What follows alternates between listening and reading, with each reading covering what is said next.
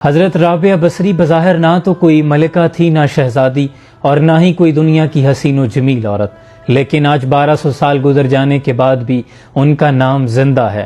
آپ کا معمول یہ تھا کہ جیسے ہی رات ہوتی آپ غسل فرماتی، صاف ستھرا لباس زیب تن کرتی اور اپنے شوہر سے کہتی کہ کیا آپ کو میری ضرورت ہے، اور اگر وہ کہتے کہ نہیں تو پھر آپ اجازت طلب کرتی۔ اجازت ملنے پر آپ جائے نماز بچھاتی اور اپنے رب کی عبادت میں مصروف ہو جاتی۔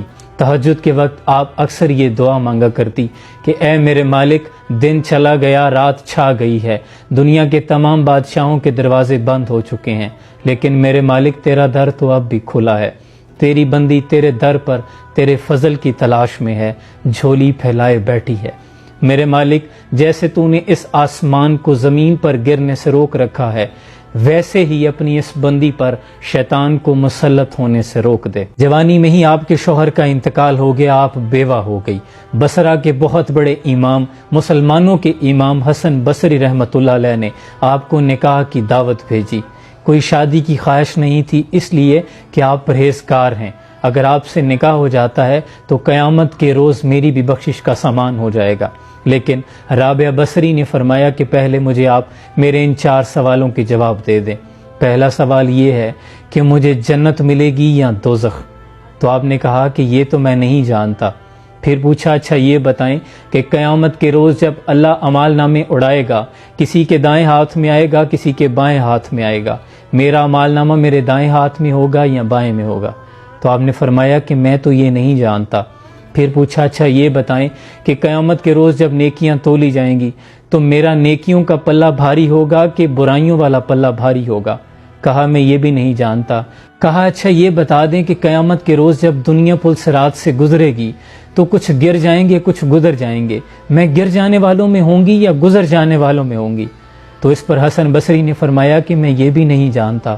اس پر آپ نے فرمایا کہ پھر مجھے اس دن کی تیاری کرنے دیجیے۔ اس کے بعد آپ نے بقیہ زندگی اپنے رب کی عبادت میں مصروف گزاری۔ جب آپ کے وصال کا وقت قریب آیا تو اپنی خادمہ کو یہ وصیت فرمائی کہ میرا کفن اسی چادر جس میں میں تہجد پڑھا کرتی تھی، اسی چادر کو میرا کفن بنانا، اور کچھ ہی لوگوں کے ساتھ رات کے وقت میری تدفین کر دینا، صبح پھر لوگوں کو بتانا، پہلے مت بتانا۔ آپ کی خادمہ نے اسی طرح کیا۔ صبح جب لوگوں کو خبر ہوئی تو ہائے ہائے کا عالم تھا کہ ہمیں کیوں نہیں بتایا گیا۔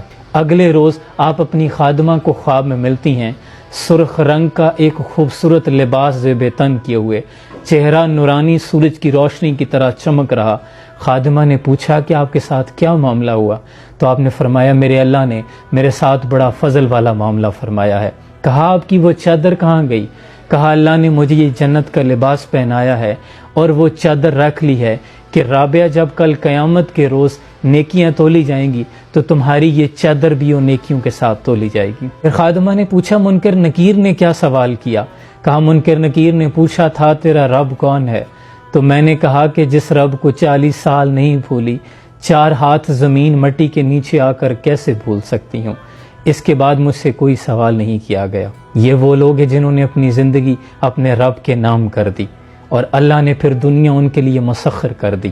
مٹا کے اپنی ہستی سراپا جستجو ہو جا، جو تو چاہے گا وہ ہوگا، جو وہ چاہے وہ تو ہو جا۔ آج ہم دنیا میں مصروف ہیں، لیکن دنیا ہمارے لیے اتنی ہی مشکل اور تھکا دینے والی ہے۔ اگر ہم اپنی زندگی اپنی مرضی کو اپنے رب کی مرضی میں شامل کر دیں تو پھر یہ دنیا اٹھا کے وہ ہمارے قدموں میں ڈال دے گا۔ اللہ آسانیاں حاصل اور تقسیم کرنے کا شرف عطا فرمائے۔ جزاکم اللہ خیرہ۔